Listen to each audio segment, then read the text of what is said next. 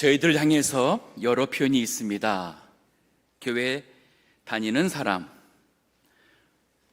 소위 교인, 혹은 그리스도인, 혹은 기독교인, 그리고 제자.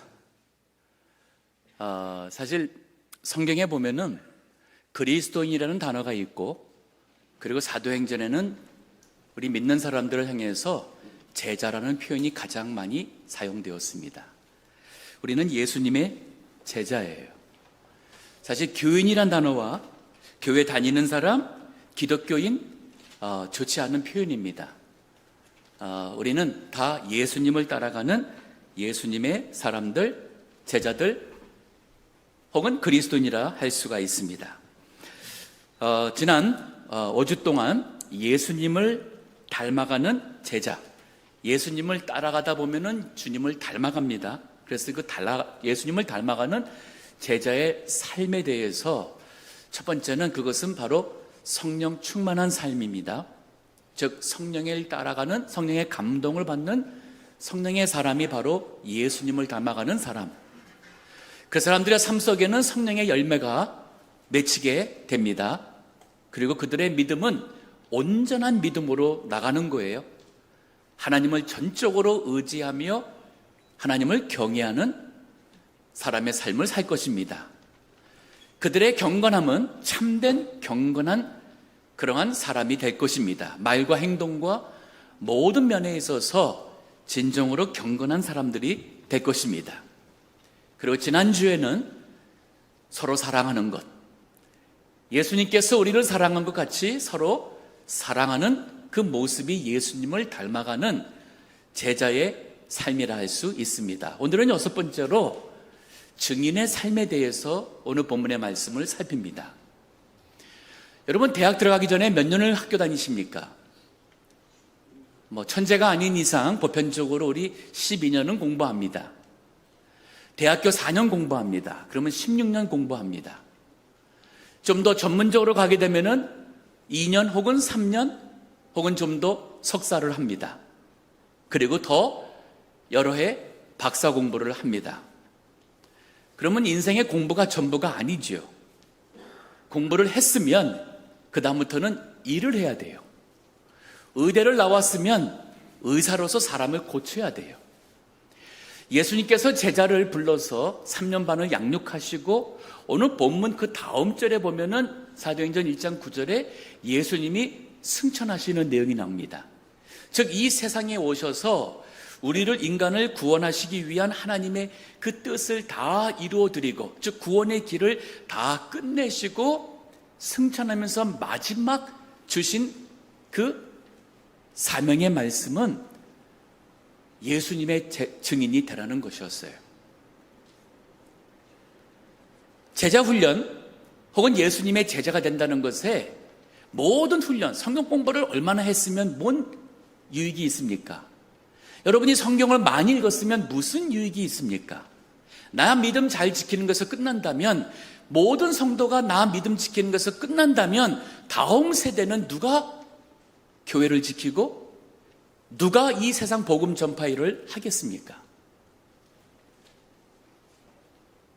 제자 훈련, 예수님을 따라가는 것, 닮아가는 것, 그렇다면 우리는 세상에 나가서 예수님의 증인의 삶을 사는 것이에요. 의대 공부를 했으면 의사로서 사람을 살리셔야 돼요. 정치를 공부했으면 나라를, 사회를 더 잘 사는 그러한 나라와 사회가 될 수 있도록 정치를 잘 하며 사람을 이끌어가고 섬겨야 되는 것은 바로 공부하는 목적이 된다 볼 수 있습니다. 그런 각도에서 오늘 증인의 삶을 사는 제자의 모습은 상당히 중요합니다. 오늘 본문은 두 가지로, 둘로 나눠져요. 하나는 오직 성령이 너에게 임하시면 너희가 권능을 받고, 즉 성령이 임한다, 즉 성령이 너에게 임해야 된다, 성령의 사람의 삶을 살아야 된다 하는 이 말씀을 하시고, 그리고 가서 예루살렘에서부터 온 유대 사마리아 땅끝까지 내 증인이 되라. 이 두 가지예요. 성령의 사람의 삶을 살아라. 그리고 두 번째는 증인의 삶을 살아라 하는 이 두 가지로 나눠져요. 즉 승천하시면서 예수님이 마지막으로 주신 제자의 삶은 첫 번째로 성령의 사람의 삶을 살라는 것이에요. 그러면 어떻게 이것을 해야 되느냐 한다면 성령이 임하도록 예루살렘을 떠나지 말고 기다리라고 그랬어요. 오늘 본문에서 이 4절을 올라가면은 1장 4절에 보세요. 사도행전 2장 4절에 보면 사도와 같이 모이사 저에게 분부하소 가라사대 예루살렘을 떠나지 말고 내게 들은 바 아버지의 약속하신 것을 기다리라. 하나님의 약속하신 것은 바로 성령의 임하시는 것을 기다리라 그랬어요. 예루살렘을 떠나지 마라. 그러면 예루살렘은 어떤 곳입니까? 예수님을 잡아 죽인 곳이었어요. 거기에는 예수님을 따라다니는 사람들도 잡으려고 하는 사람들이 있는 위험한 곳이었습니다. 그러면 자연적으로 그곳을 떠나고 싶을 텐데 예수님은 떠나지 말라 그랬어요. 그 이유는 또 하나가 뭐냐면 예루살렘에서부터 하나님의 일을, 복음의 일을 하고자 하는 곳이 바로 예루살렘이에요. 세상적인 눈으로 볼 때는 위험한 곳이고 무서운 곳이라 할 수 있지만은 신앙의 눈과 영적인 눈으로 볼 때는 그곳이 바로 하나님께서 일하고자 하시는 곳이에요. 그곳을 떠나지 말고 기다릴 때에 성령이 임한다 그랬습니다.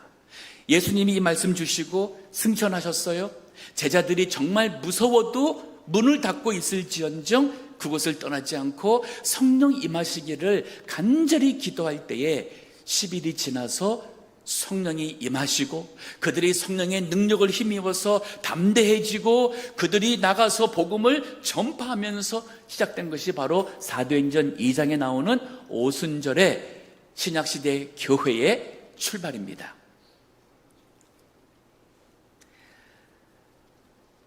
저희 동부교회에서 알라스카에 교회를 개척했습니다. 21년 9월이었으니까 거의 4년째가 됩니다.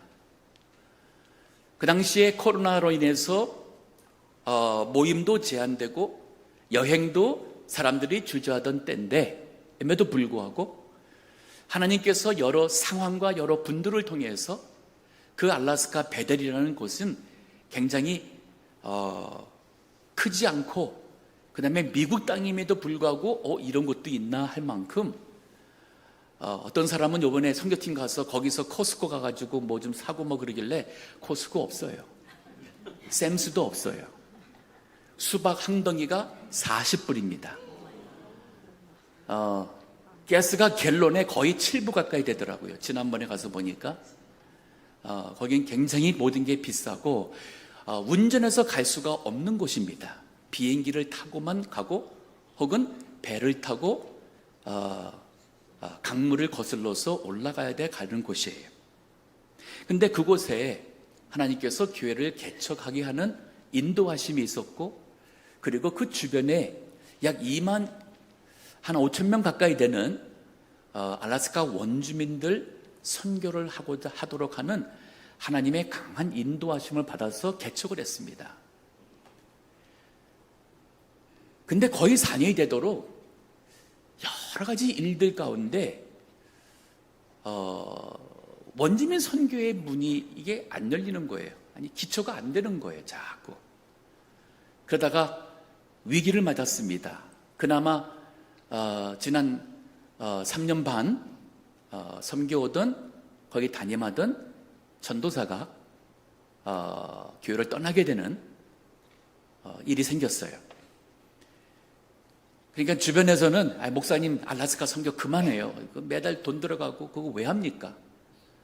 하는 많은 얘기도 있었고 낙심하는 얘기도 있었고 현재 있는 분들도 우리 어떡합니까?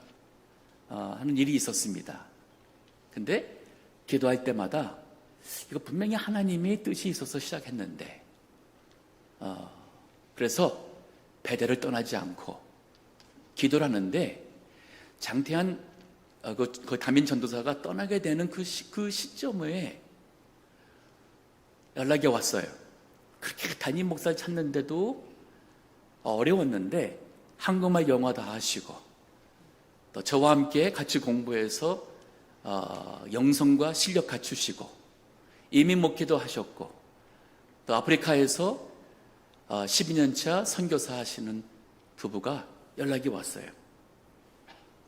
가서 섬기고 싶다고. 또 다른 분이 연락이 왔습니다. 7월 달에 교육자가 없는 기간 동안 그분은 교수님이에요. 목사님이고 그리고 선교의 열정이 풍성하신 분입니다. 실력과 영성과 인격 갖추신 귀한 분이 가서 한 2주 또 교인들 없을 때에 교회를 섬겨주시겠다고.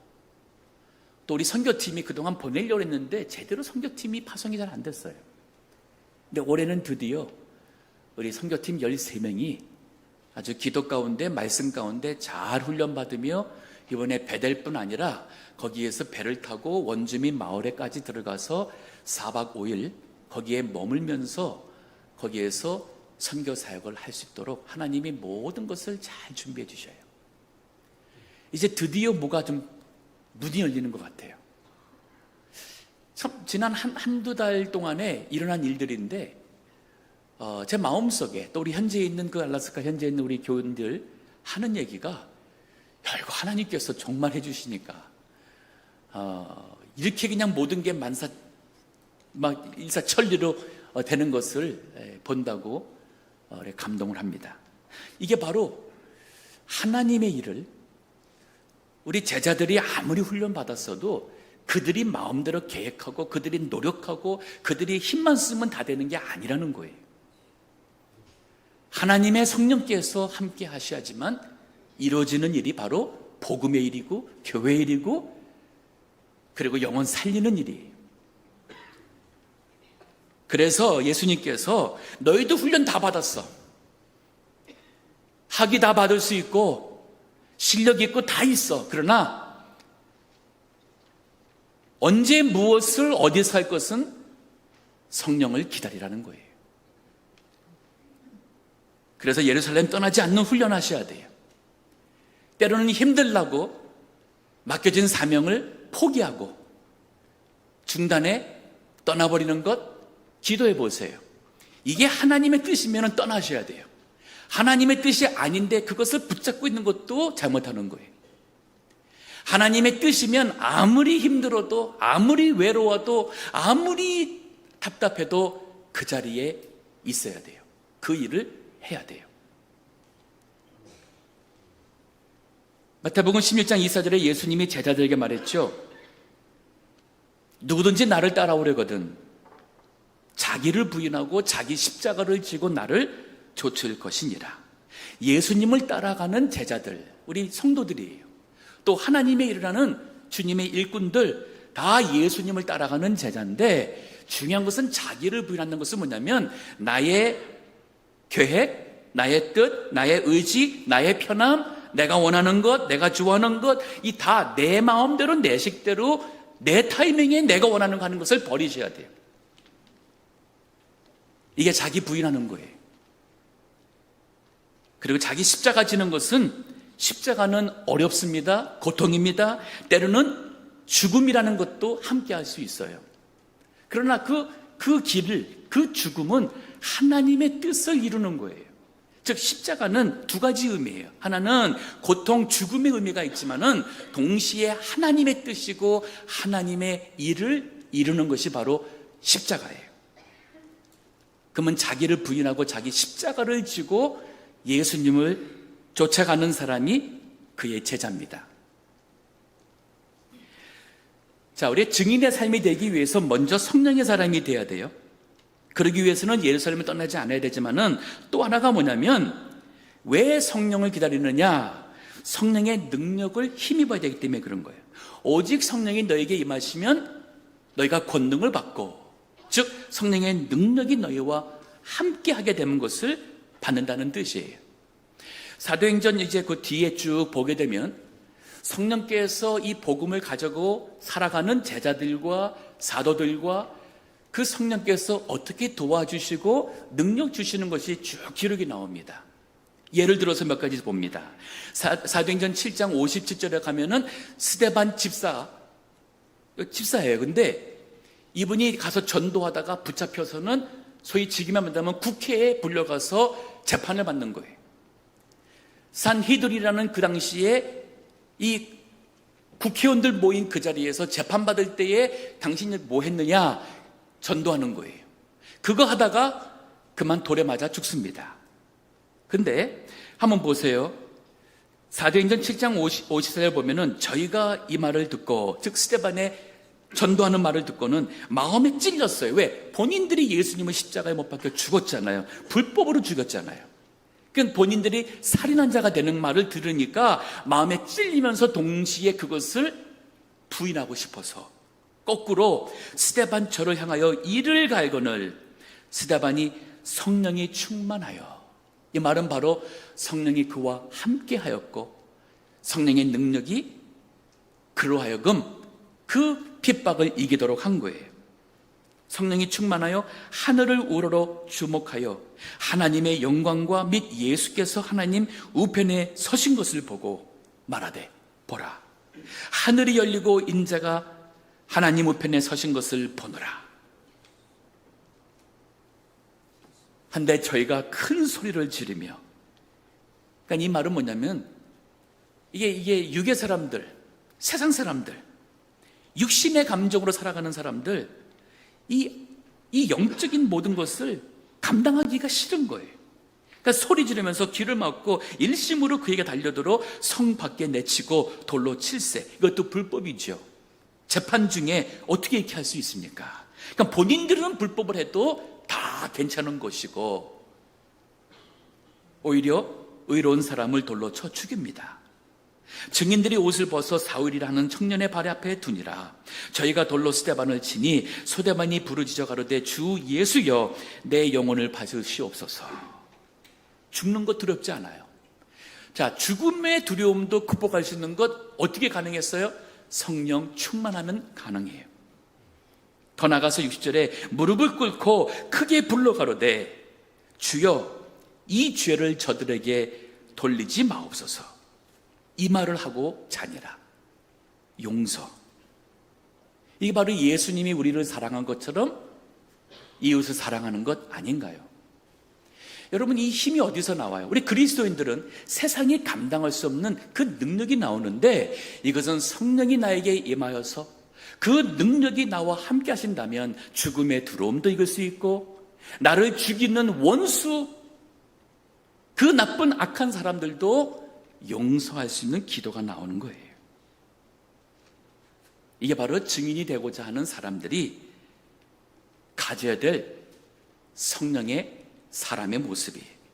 좀 더 올라가서 사도행전 10장에 가게 되면은, 그래서 사도행전 10장은 이 복음이 예루살렘에서부터 더 멀리 사마리아를 거쳐서 이제는 이방인이 있는 이방인에게 복음이 가는 내용이 사도행전 10장에 나옵니다. 가사리아라고 거기에 로마 총독이 있었어요. 그 로마 총독 아래에서 그 유대인, 그 팔레스타인 지역을 통치하고 있는 백부장 집에 하나님의 인도하심 받고 베드로가 가서 거기서 복음을 전합니다. 모인 사람들은 다 이방 사람들이에요. 우리 옛날로 말한다면 일본 통치를 받을 때에 일본 통치 순사, 그 높은 사람이 있는 그 집에 가서 복음을 전한 거예요. 근데 이게 하나님이 하신 일이니까 성령이 그 자리에 임하셨고, 베드로의 입에서 나오는 말을 그 이방인들이 듣는데 성령이 함께 하시니 그들이 은혜 받는 거예요. 사도행전 10장 44절에 보니 이 말이 있어요. 베드로가 이 말을 할 때에 성령의 말씀 듣는 모든 사람에게 내려오시니, 그러니까 그 사람들이 성령이 함께 하니까 은혜 받는 거예요. 회개가 나오고 예수님이 구세주라는 믿음이 생기고, 그 하나님을 경외하며 그 자리에 이 뒤에 가서 보게 되면 그들이 다 성령에 충만해서 회개하며 믿음하며 방언하며 성령께서 임하신 것을 그들이 주저할 수가 없는 강한 역사가 그날 임하였어요. 즉 성령이 함께 하실 때에 나는 말주변도 없고, 나는 뭐 힘도 없고, 뭐 영어도 못하고, 이 핑계 저 핑계 들 수 있지만은 성령이 함께 하시니까 나 같은 자를 통해서도 누군가가 예수님을 믿게 되더라. 그 역사를 해주시는 거예요. 더 나가서 성령이 뭐 하시냐면, 교회가 무슨 일을 해야 될지 모를 때에 성령께서 오히려 교회로 하여금 하나님의 일을 하도록 이끌어 가시는 거예요. 사도행전 13장에 보면은 안디옥 교회입니다.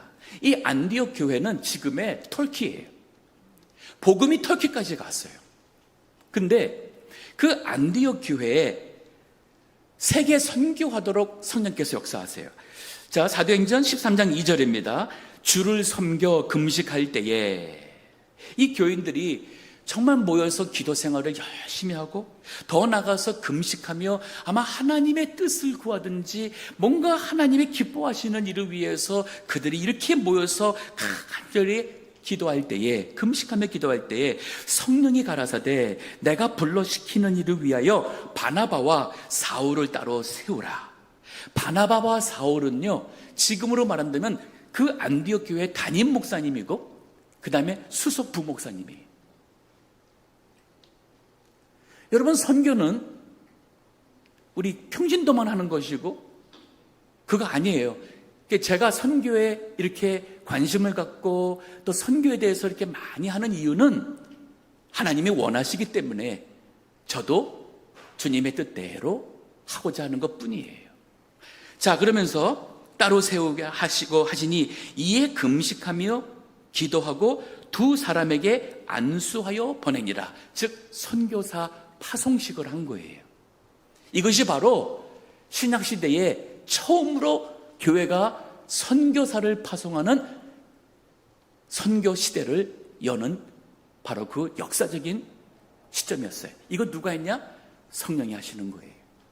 그러니까 우리 경부교회에서 나가서 전도하고 선교하고 이 모든 것, 이거 우리 하나님께서 기뻐하시고 성령의 인도하심을 따라서 저희는 하고자 많이 기도하고 또 하나님의 그 인도하심에 민감하게 나가는 성도가 돼야 돼요.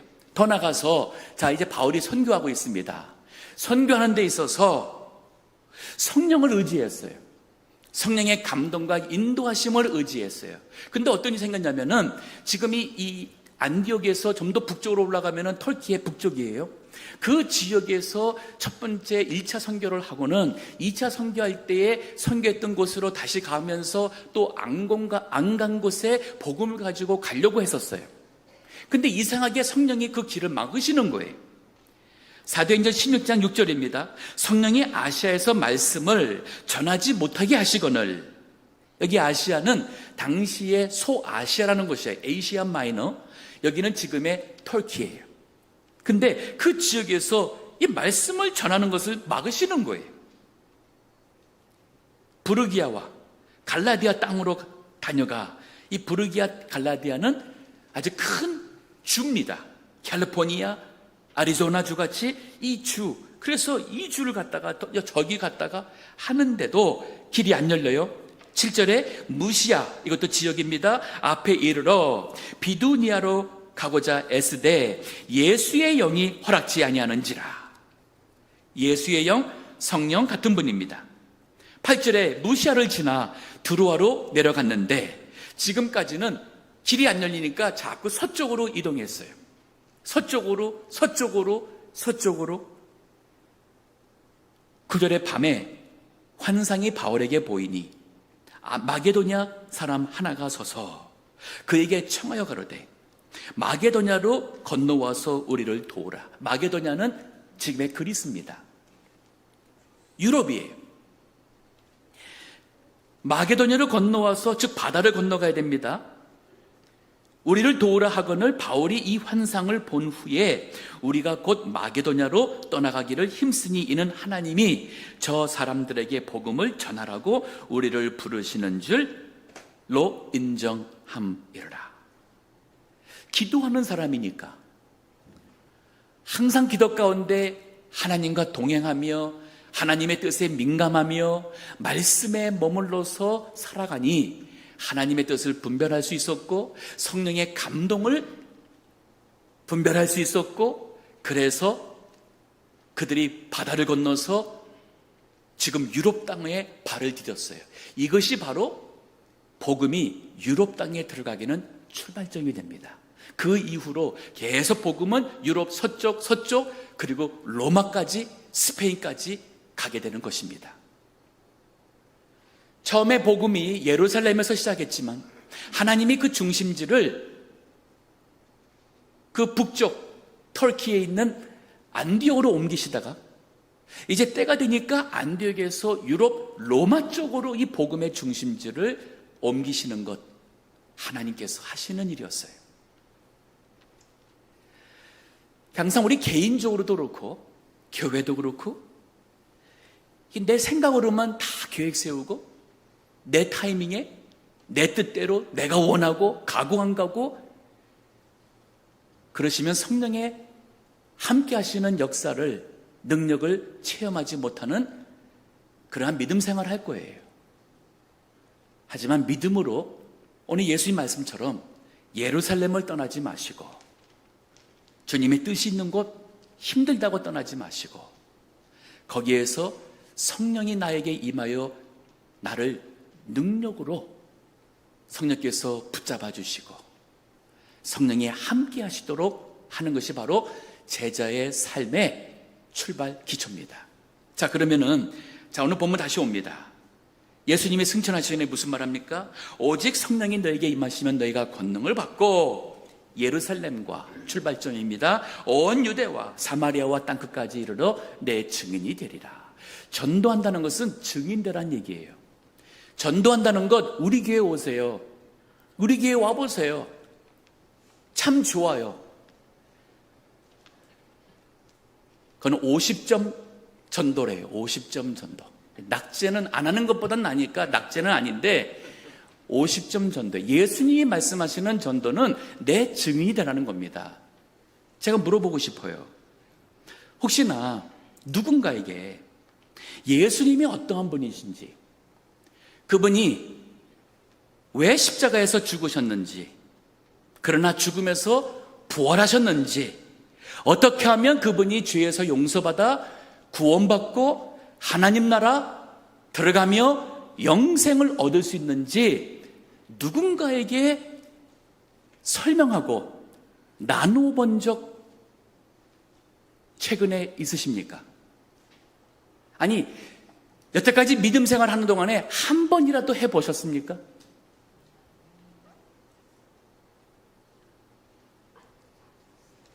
조용한 것을 어떻게 해석을 해야 될지 모르겠습니다.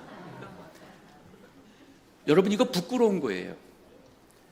우리가 가는 곳마다 우리 입에서는 세상적인 것 자랑하고, 우리 자식들 자랑하고, 내가 미국에 와서 빈손으로 왔는데, 여기서 수고해서 내가 이렇게 이런 거 그래서 하나님 나에게 복 줬다는 그거 자랑하는 것, 그거 예수님의 제자로의 삶에 우리가 살아가는 모습과는 사실 거리가 멉니다.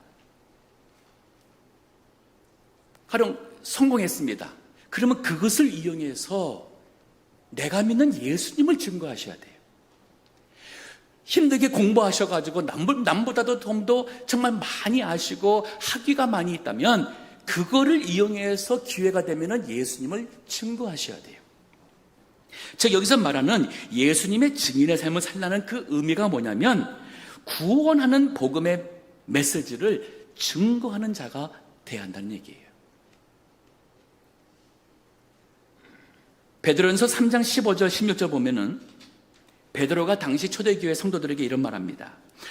너희 마음에 그리스도를 주로 삼아 거룩하게 하고, 즉 예수 그리스도가 내 주인, 내 인생의 주인, 내 삶의 주인이 내가가 아니라 예수님이 십자가의 피로써 나를 사셨으니까 나는 이제는 예수님의 생명으로 나는 살아가는, 예수님의 생명이 내 안에 역사하는 사람이라 해서 예수님은 나의 구세주, 나의 주님이라는 이것을 고백하는 거예요. 그리고 거룩하게 한다는 것은 구별한다는 뜻이잖아요. 그리스도를 나의 주로 삼아 거룩하게 하고 너희 속에 있는 소망에 관하여 관하여 이유를 묻는 자에게는, 이 베드로전서 쓸 당시에는 네로 왕시대 때에 교회가 핍박을 심하게 받을 때예요. 그렇게 심하게 받음에도 불구하고 모든 것을 잃고 포기할지언정 예수님을 부인하지 않는, 당신 대체 왜 죽으려고 예수님을 끝까지 믿겠다고 하느냐.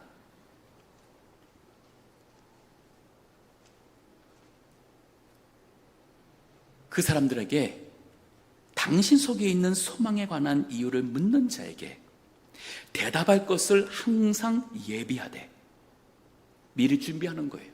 간증이잖아요. 이게 바로 내가 예수님을 왜 믿는지, 예수님이 나에게 어떠한 분이신지, 왜 성경 말씀이 하나님의 말씀인지, 이거를 정리하는 거예요. 알고 있어야 돼요. 그리고 묻을 때에 온유와 두려움으로 하고, 혹시라도 나 자랑할까 봐, 선한 양심을 가지라, 혹시 과장할까 봐, 거짓말할까 봐. 이는 그리스도 안에 있는 너희의 선행을 욕하는 자들로 그 비방하는 일에 부끄러움을 당하게 하려 함이라. 이걸 모르고 욕하는 사람들이 우리가 이렇게 선하고 의롭고 사랑하고 온유함으로써 이 가는 모습을 볼 때에 그들의 마음에 변화가 일어나고, 우리를 미워했고 핍박한 것을 스스로가 부끄러워하는 그 날이 오게 된다는 거예요. 우리 증인의 삶을 산다는 것 정말 중요합니다. 저에게 손자가 있습니다. 우리 딸이 아들 둘을 낳았어요. 5살, 3살입니다. 얘네들이 가끔 가다가 저희 집에 옵니다. 근데 처음에 왔을 때부터 제가 처음에 애들에게 성경 얘기를 해줬어요. 그러니까 이제 오면은 저녁만 되면은 을에 우리들 침대에, 저희 사람하고 침대에 먼저 올라와서는 누워서 할비, tell me Bible story, 할아버지 성경 얘기해 주세요 라고 그래요.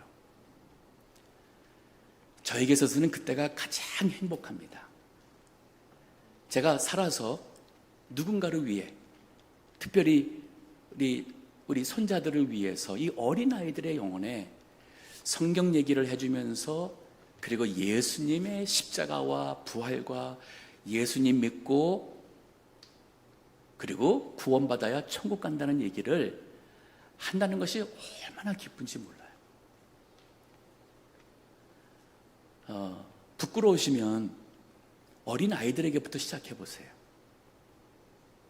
내가 아는 복음이 무엇인지, 어떻게 구원받는지 얘기해 보세요. 얼마 전에 저희 사돈입니다.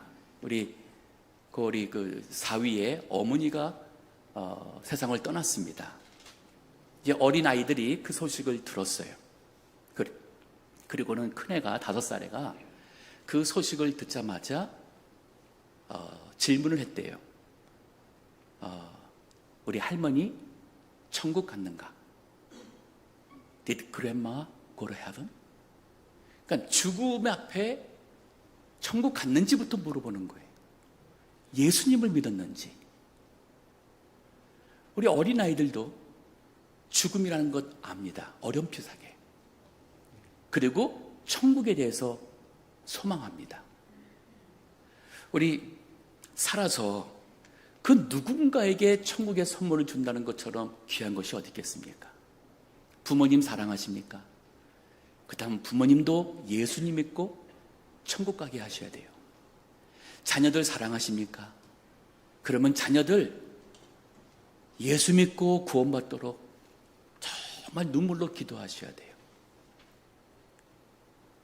우리 형제들, 이웃들, 직장 동료들, 우리가 존재하면서 하나님이 주시는 모든 축복이 맺을 수 있는 가장 아름다운 열매는 누군가의 영혼을 살리는 거예요. 그게 바로 전도고 선교죠. 이것을 위해서는 증인의 삶을 사셔야 돼요.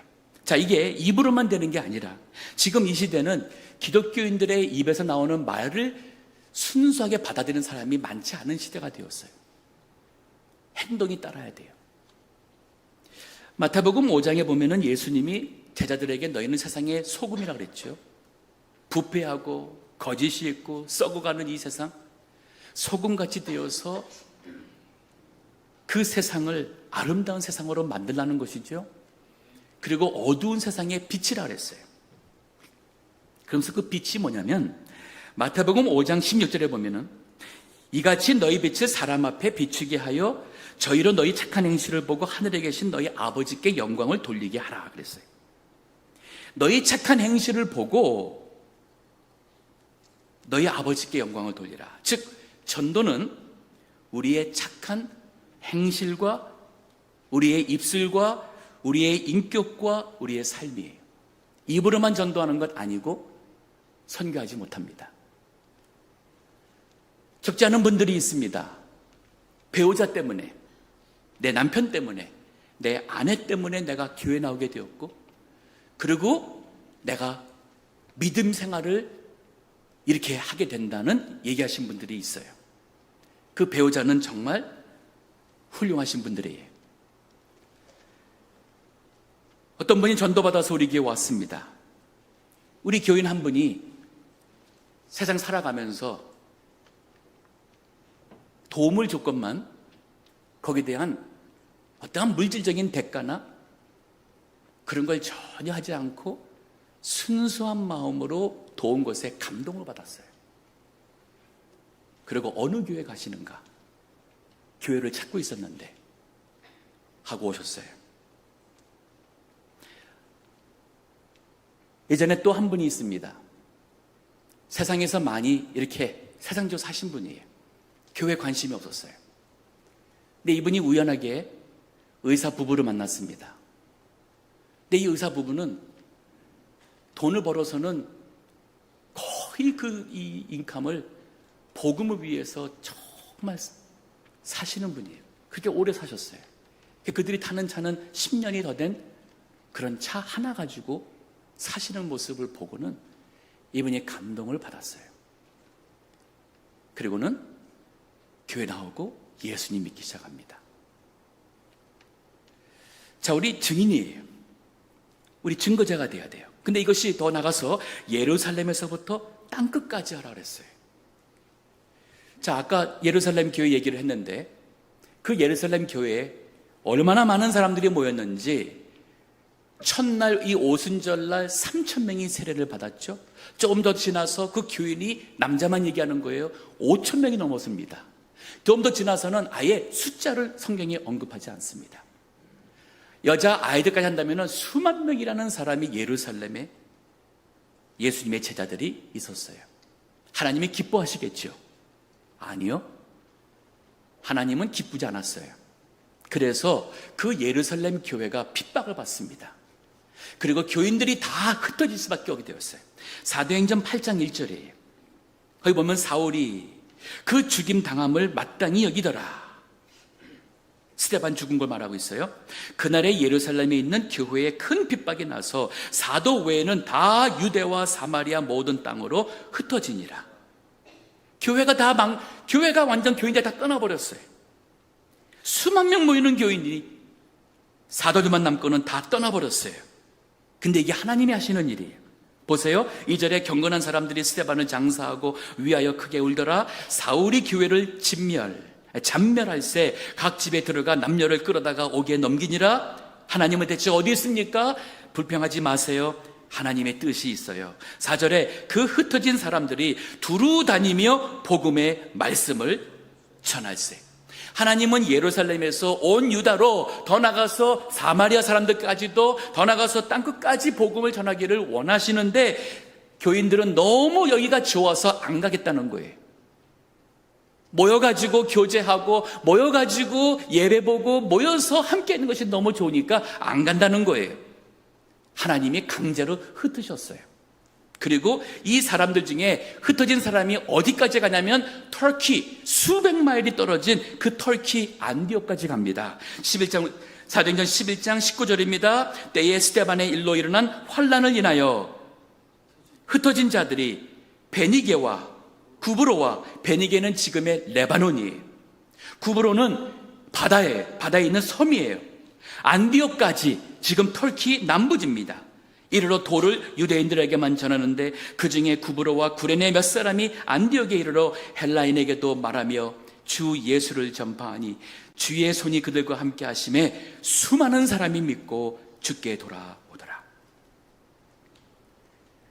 우리 동부교회 예수님의 제자를 양육하고 그리고 하나님의 뜻에 순종하는 복음적 교회 되기를 원합니다. 여러분, 주보의 맨 앞에 보면 우리 교회 사명 선언문이 있죠. 뭐라 그랬어요? 동부장로교회는 하나님의 나라를 꿈꾸는 예수 그리스도의 제자를 양육하여, 내 인생 아메리칸 주림을 꿈꾸는 게 아니라 하나님 나라를 꿈꾸는 예수 그리스도의 제자를 양육하여 미국 내 한인 이민교회의 의미, 대체 하나님이 왜 이 미국 땅에 한인교회를 주셨는가, 그 미래를 향한 하나님의 뜻을 이루며 전도와 선교를 통해 복음 전파의 대사명을 순종하기 위해 존재한다. 예수님의 제자로 사는 것 기쁨입니다. 특권입니다. 그리고 다음 세대를 준비하며 변화시키는 하나님 나라를 꿈꾸는 가장 복된 일이라 할 수 있어요. 시간이 되면 저희 동부교회 국내 선교와 해외 선교를 나누고 싶은데 시간이 많이 지나서 못하게 됨이 아쉬운데요. 저희 교회가 국내적으로 또 해외에 여러 선교의 사역을 하고 있습니다. 제가 이것을 왜 언급하고 싶냐면은 여러분의 기도가 많이 필요해요. 그리고 우리 일손이 정말 많이 필요합니다. 그리고 저는 우리 성도님들이 하나님 앞에 헌신하기를 원해요. 복음 전파하는 일에 헌신하기 원해요. 예를 들어서 우리 니카라구아에 선교센터가 있습니다. 여러분 가시면 머물 곳이 있어요. 휴가 내셔가지고 가족이 놀러 가셔도 돼요. 놀러 가서 선교지를 탐사해도 돼요. 아니, 여러분 가능하다면은 한 달도 좋고 2, 3개월도 좋고 가서 거기 교회를 섬겨주세요. 파키스탄 우리 창세학교 있습니다. 거기에 잠자리 많이 있습니다. 비행기 타고 가기만 하시면 먹는 것, 자는 것 책임져 줄 수 있어요. 가서 우리 아이들 섬겨주세요. 일손이 정말 많이 필요합니다. 인도요? 예, 원하는 곳으로 다 보내드리겠습니다. 돈 없어서 선교 못 간다고 하지 마세요.